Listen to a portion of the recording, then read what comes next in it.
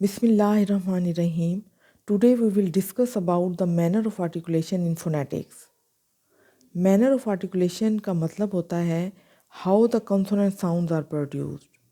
उससे पहले हमने place of articulation के बारे में पढ़ा जिसका मतलब था where the consonant sounds are produced.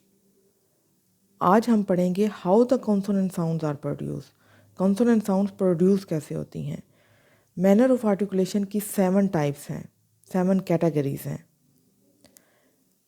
इनमें से कुछ कैटेगरीज जो हैं या तो उनमें से एयर जो है वो ओरल कैविटी के थ्रू बाहर निकलेगी और ओरल कैविटी के थ्रू वॉइस जो है वो साउंड प्रोड्यूस होगी या फिर नेज़ल कैविटी के थ्रू साउंड प्रोड्यूस होगी.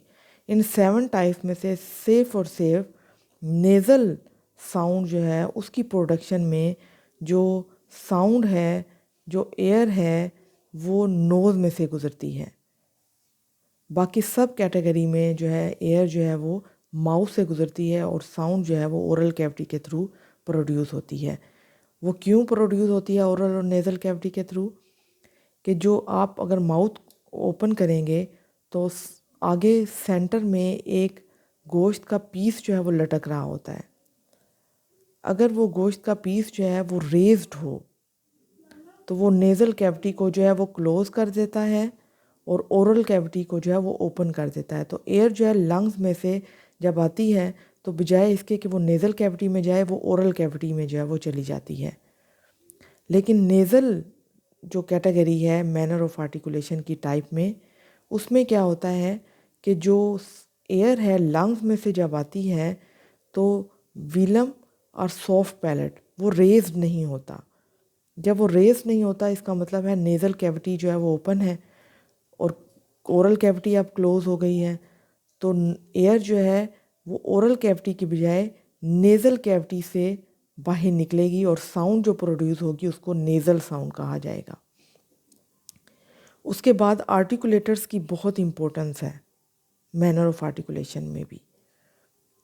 आर्टिकुलेटर्स या तो कम्प्लीटली क्लोज होंगे, जब एयर लंग्स में से आएगी तो या तो वो आर्टिकुलेटर्स कम्प्लीटली क्लोज होंगे या कम्प्लीटली ओपन होंगे या फिर there is a narrow gap between the articulators. Articulators के दरमियान बहुत नैरो गैप होगा. उसके बाद दूसरी जो चीज़ आपने याद रखनी है वो है nature of the obstruction in the air passage. Air passage में रुकावट की नेचर क्या है. सबसे पहले हम पढ़ेंगे प्लोसिव्स और स्टॉप्स. प्लोसिव्स और स्टॉप्स नेम से रिप्रेजेंट हो रहा है. प्लोसिव्स का मतलब होता है धमाका खेज मवाद और स्टॉप्स का मतलब है कि स्टॉप हो जाना. इसमें आर्टिकुलेटर्स की पोजीशन क्या है. प्लोसिव्स में आर्टिकुलेटर्स जो हैं वो कम्प्लीटली क्लोज होते हैं और फिर सडनली रिलीज हो जाते हैं.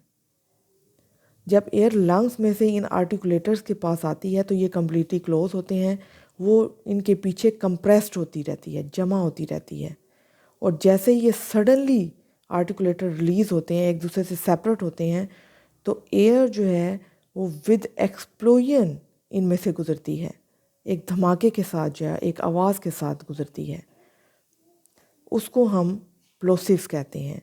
एज अ रिज़ल्ट जो साउंड प्रोड्यूस होती है उसको प्लोसिव्स और स्टॉप्स जो है वो कहते हैं. फॉर एग्जांपल फ, ब, ठ, ड, ख, ग. ये तमाम एग्जांपल हैं प्लोसिव्स की. उसके बाद आता है एफ्रिकेट्स. एफ्रिकेट्स नेम से रिप्रेजेंट हो रहा है फ्रिक्शन. एफ्री को फ्रिक्शन से रिलेट करते हैं. इसमें आर्टिकुलेटर की पोजीशन क्या होती है. फ्रिक्शन प्रोड्यूस हो रही है, इसका मतलब आर्टिकुलेटर जो हैं वो नैरो गैप है इनके दरमियान कि हवा इनके साथ टकरा रही है और फ्रिक्शन क्रिएट कर रही है. तो इसमें क्या होगा कि आर्टिकुलेटर जो है कम्प्लीटली क्लोज होंगे और फिर स्लोली रिलीज़ होंगे. प्लोसिव में क्या था कि कम्प्लीटली क्लोज थे और सडनली रिलीज़ होते थे. लेकिन एफ्रिकेट्स में क्या है कि कंप्लीट क्लोज हैं आर्टिकुलेटर्स और फिर स्लोली रिलीज़ होते रहते हैं. एज अ रिज़ल्ट जो लंग में से एयर जो है इन आर्टिकुलेटर्स के पास आती है, तो आर्टिकुलेटर्स जब कम्प्लीटली क्लोज होते हैं तो बाहर कंप्रेस्ड हो जाती है, फिर सडनली रिलीज़ होती है. फिर जब आर्टिकुलेटर स्लोली रिलीज़ करते हैं तो एयर जो है वो इनसे टकरा के जो है वो बाहर निकलती है, और इस टकराने से जो फ्रिक्शन जो है प्रोड्यूस होती है, एज अ रिज़ल्ट जो साउंड प्रोड्यूस हो रही है उसको एफ्रिकेट्स कहते हैं। फॉर एग्ज़ाम्पल च, ज। उसके बाद है नेज़ल्स। नेज़ल्स का मैंने आपको बताया कि नेज़ल साउंड ऐसी साउंड है कि जो कि नोज़ के थ्रू जो है वो प्रोड्यूस होती है। इसमें क्या होता है कि complete closure of mouth at various places, कि माउथ जब कंप्लीट क्लोज होगा तो ही एयर जो है वो नोज़ से गुजरेगी ना। तो कंप्लीट क्लोज कैसे माउथ होता है, किस जगह पे कंप्लीट क्लोज होता है, कि जो सॉफ्ट पैलेट और विलम है वो रेज्ड नहीं हुआ होता। जब रेज्ड होगा तो नेज़ल कैविटी को क्लोज कर देगा, जब रेज्ड नहीं होगा तो ओरल कैविटी को क्लोज कर देगा और नेज़ल कैविटी को ओपन कर देगा। तो इस एज अ रिज़ल्ट जो साउंड प्रोड्यूस होती है उसको हम कहते हैं नेज़ल्स। जैसे माँ, माँ साउंड में क्या होता है, माँ प्रोनाउंस करें, दोनों लिप्स बंद हो जाते हैं, माउथ क्लोज हो जाता है, तो इसका मतलब एयर जो है वो माउथ से नहीं निकलेगी, नोज से निकलेगी, तो साउंड जो है वो नोज से प्रोड्यूस होगी। इसी तरह न, आप देखेंगे कि न जब बोलते हैं तो blade of the tongue and teeth ridge आपस में अटैच हो जाते हैं और एयर को ब्लॉक कर देते हैं थोड़ी देर के लिए। एयर जो है वो माउथ से नहीं अब नोज से निकलेगी।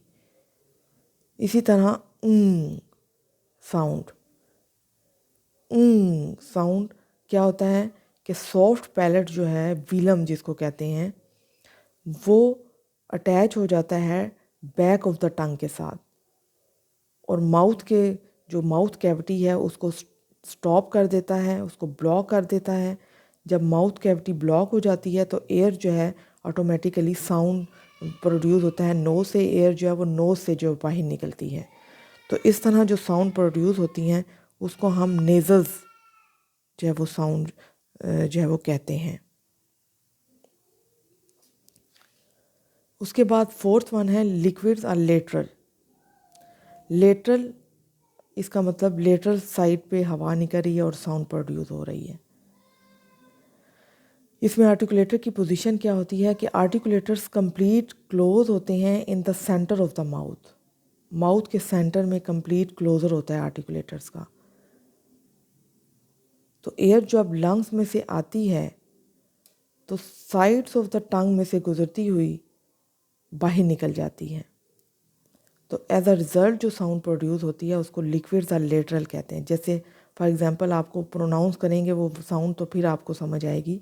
ल साउंड आप प्रोड्यूस करते हैं तो क्या होता है, ल आपका जो टंग का सेंटर पार्ट है वो अपर फ्रंट टीथ के टीथ रिज के साथ अटैच हो जाता है, और जो टंग की लेटरल साइड्स हैं वो खाली होती हैं।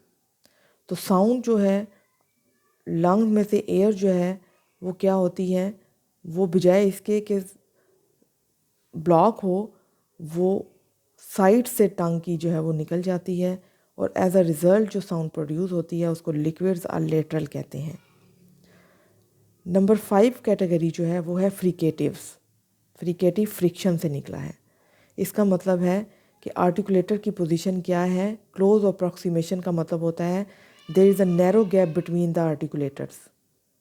आर्टिकुलेटर्स के दरमियान नैरो गैप है। जब एयर लंग्स में से इन नैरो गैप के आर्टिकुलेटर्स तक पहुंचती है, इनसे टकराती है, तो फ्रिक्शन जो है वो प्रोड्यूस होती है, और इस फ्रिक्शन की वजह से जो साउंड प्रोड्यूस हो रही है उसको फ्रिकेटिव्स कहते हैं। फॉर एग्जांपल फ, व, थ, द, स, ज, श, य, साउंड। 6 कैटेगरी जो है वो है फ्रिक्शनलेस कॉन्टिन्यूएंट।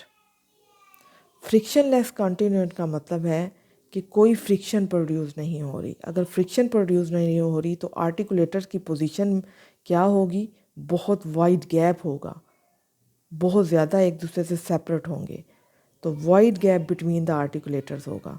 कि एयर जब लंग्स में से इन आर्टिकुलेटर्स के पास आएगी तो फ्रीली जो है विदाउट एनी फ्रिक्शन जो है वो गुजर जाएगी। इस तरह जो साउंड प्रोड्यूस होगी उसको फ्रिक्शनलेस कंटिन्यूएंट कहते हैं। फॉर एग्जांपल र र र र साउंड। लास्ट वन हमारे पास आती है ग्लाइड्स और सेमी वाउल्स। इसको सेमी वाउल्स क्यों कहते हैं? क्योंकि जिस तरह वाउल्स के केस में होता है कि साउंड जो है, जो एयर जो है वो जब लंग्स में से आती है इन आर्टिकुलेटर्स में तो विदाउट एनी ऑब्स्ट्रक्शन, बग़ैर किसी रुकावट के गुजर जाती है। तो इसी तरह ग्लाइड्स में भी होता है कि जब लंग्स में से एयर आती है इन आर्टिकुलेटर्स के पास तो विदाउट एनी ऑब्स्ट्रक्शन जो है वो गुजर जाती है, बग़ैर किसी रुकावट के गुजर जाती है। तो एज अ रिज़ल्ट जो साउंड प्रोड्यूस होती है उसको कहते हैं ग्लाइड्स और सेमी वाउल्स। फॉर एग्जांपल व, य इन yes. I hope you can understand each and every point whatever I have taught you. If you have any query, any question in your mind regarding this topic, you can comment me in comment section. Thank you. Allah Hafiz.